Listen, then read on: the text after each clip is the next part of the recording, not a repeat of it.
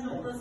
Алдыңғы сабақтарда да өтті. Енді бүгінгі тақырыбымыз жалпы өсімдік тұқымы қалай таралады балалар? Ойлаңыздаршы, қалай таралады? Алтын мұхаммед қалай таралады деп ойлайсыз? Аралар болса шоуының тозаңы алады, сосын жерге шашады. Өте тамаша. Тағы да кім айтқысы келеді? Қалай таралады өсімдіктер? Қалай көбейеді? Қалай көбейеді? Маржан, айта қойыңыздар. Өсімдіктер тұқым арқылы таралады. Тұқым арқылы, иә? Балалар, жер бетінде өсімдіктердің өспейтін жері жоқ екен. Бүгінгі сабақтың мақсаты тұқымның таралу жолдары, олардың ерекшеліктерін бүгінгі сабақта меңгеріп боласыздар. Енді балалар, өсімдіктің кез келген жерде, мысалы қараңыздаршы, шөл далада, тауда, орманда, суда, судың бетінде, судың жағасында кез келген жерде өсімдіктер өсе береді, тарала береді, өсе береді. Өсімдіктер енді ары қарай қалай дамиды, соны байқап көрейік. Мысалы өсімдіктің таралуына не көмектеседі дейді? Қараңыздаршы. Мен сіздерге бірнеше дақылдарды алып келдім. Соларды байқаңыздар. Сіздер сосын жауап бересіздер. Мен қазір алдарыңызға қояйын. Кез келген сөгіп алмауға тырысыңыздар. Сөгіп алмауға тырысыңыздар. Байқап отырыңыздар. Неге байқамаңыздар?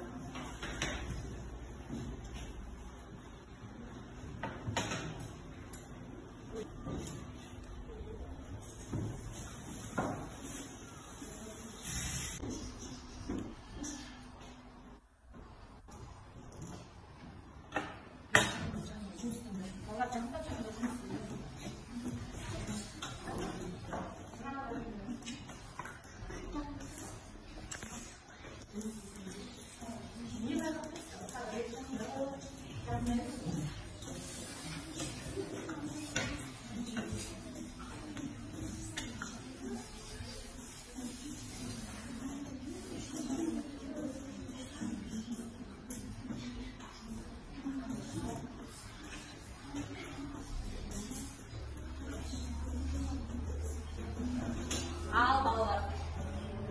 Ne baykattırсыздар? Aqıdadır. Ya, seviyorum. Ne olursa sarı, bu tozak alsa gider. Hayır. Тұқымның сыртқы ерекшеліктеріне назар қараңыздаршы балалар. Қандай сыртқы ерекшеліктеріне байқаңыздаршы. Сыртқы ерекшеліктеріне. Оның пішініне қараңыздар, оның салмағына қараңыздар.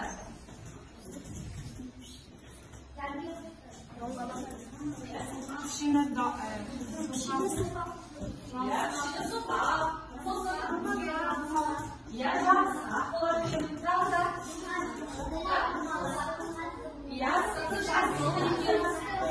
Sırtı katlı.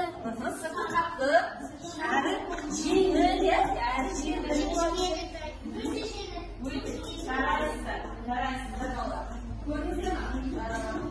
Тұқымның сыртқы ерекшеліктері әртүрлі болады деп, пішіндері, салмағы, оның тағы не байқап көруге болады екен? Иә, оның үлкені, кішісі бар екен, өте жақсы балалар. Енді қараңыздар, тұқымның сыртқы ерекшеліктеріне балалар. Біздің алдымыздағы дақылдан басқа да, бізге қараңыздар, жабысқан болып келеді, түкті болып келеді, жеңіл, ілмекті, кейбіреулерінде қарашалары болады, кейбіреулерінде ауа толы қуысы болады. Енді ағай, тұқымның сыртқы ерекшелігіне қалай таралады? Я, бақпақ не? Сіздер білесіздер. Бұлардың бақпақ көбінесе көктем айында жақсы береді. Көктем айында бұл өте жеңіл. Көбінесе ұшты де салады.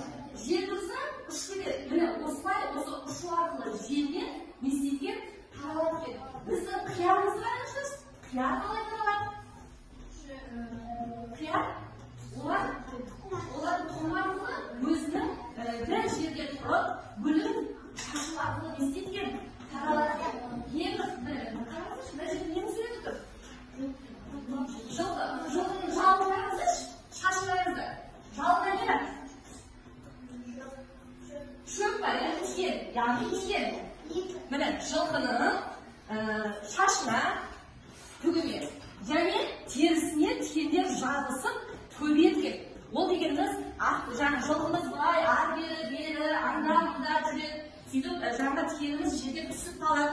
ол сол жерден өніп шығады. Міне осылай таралады екен балалар.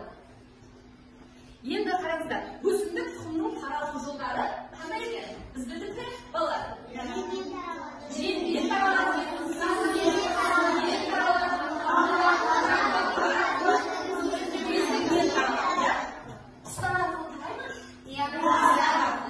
Құстар әсіресе ашынан гөрі тәтті дәндерді еститкен, тәтті дәндерді жеп, ұшып жүрген кезде аузынан түс қалады ол дәндер. Сосын таралып шығады екен балалар. Енді тұқым желмен қалай таралады? Желмен қалай таралады? Ал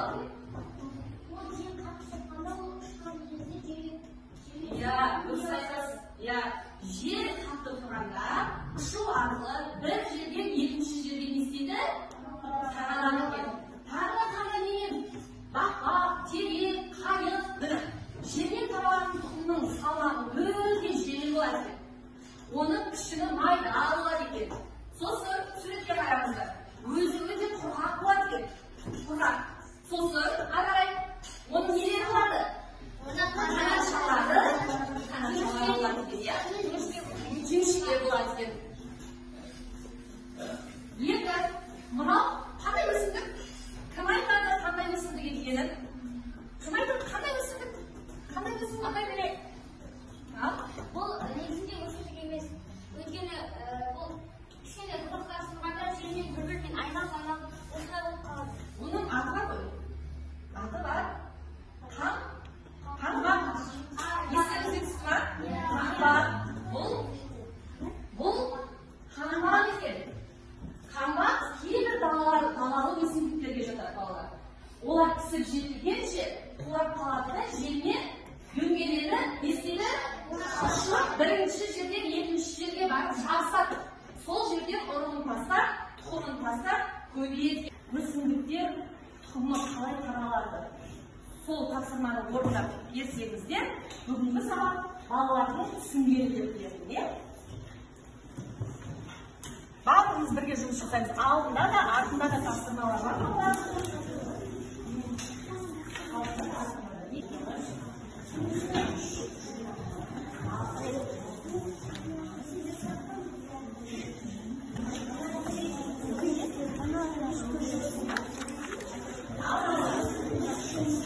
Бірге жұмыс жасап, тапсырманы орындап берсеңізші.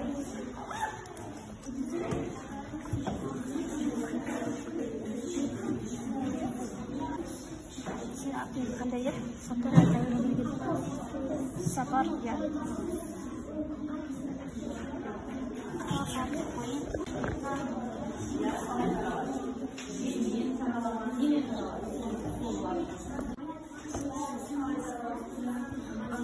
Кокос өте жеңіл болады. Жеңіл болғанда қандай? Кокос желмен таралады.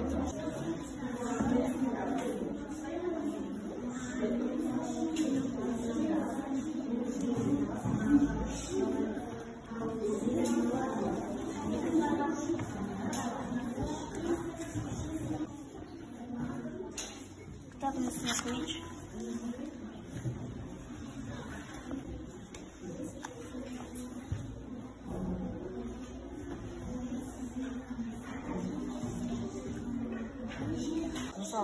Кокос сол өте жеңіл, судың бетінде қалқып тұрғандықтан сумен таралады. Ал балалар, дайын болса, тапсырманы кім жауап береді? Кім жауап береді? Ал, яс келе ғой.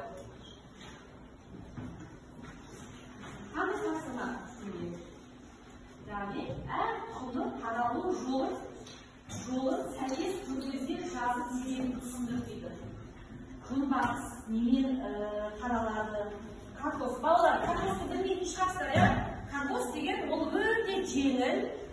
Жаңа айттым ғой, кейбір өсімдіктер өте жеңіл, сырты қатты болғанымен, өте ішінде ауа болады. Сондықтан олар өте жеңіл болғанда сумен таралады. Айта беріңіз.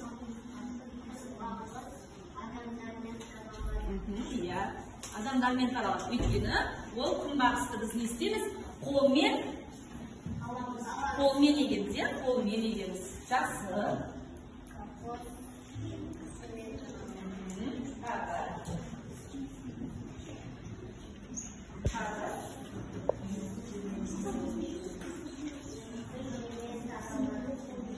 Жақсы, үйренді желмен таралады дейді. Жақсы отырады. Ал енді екінші тапсырмамызға кім жауап береді дейміз? Екінші тапсырмамыз.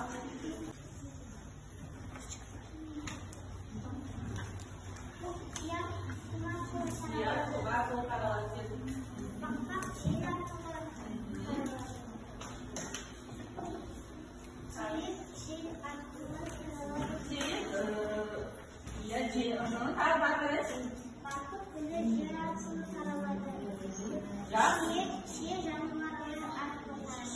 Жануарлар арқылы да таралады, және жерге шашып, жерге түскен кезде де таралады.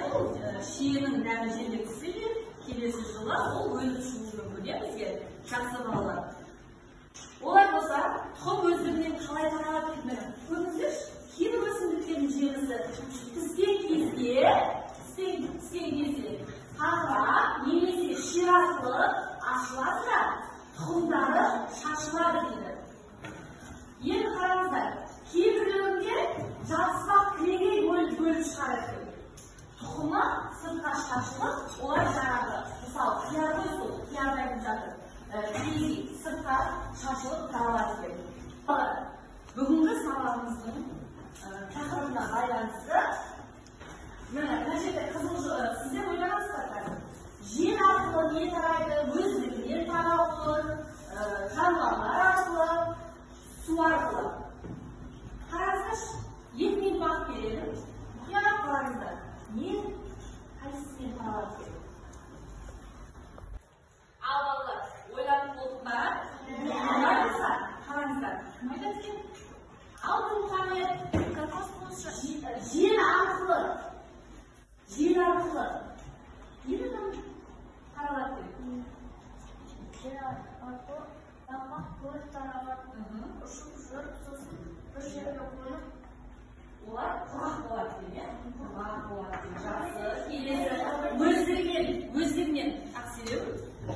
Өздігінен жезілген тұқым жел арқылы ашылады.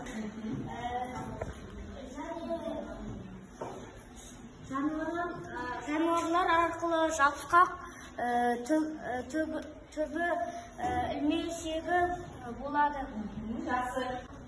Қатты қабықпен қапталған өсімдіктер не істейді? Тарайды дейді, балалар. Ал балалар, олай болса, бүгінгі сабағымызды қорытындылай келе, біз бүгінгі тұқымның пішінінен салмағының алуан түрлі болатынын білдік пе? Енді тұқым немен тарайтын? Желмен тарайтынын білдік, е? Екінші тұқым сумен тарайтынын білдік. Тұқым жануарлар арқылы тарайтынын білдік. Тұқым өздігінен тарайтынын білдік, е? Енді қараңыздар, тұқымның таралуы арқылы өсімдік не істейді? Ары қарай осы жалғаса береді екен. Тіршілігін жалғастыра береді екен. Бүгінгі сабағымыз балалар сіздерге түсінікті болды ма? Өте жақсы.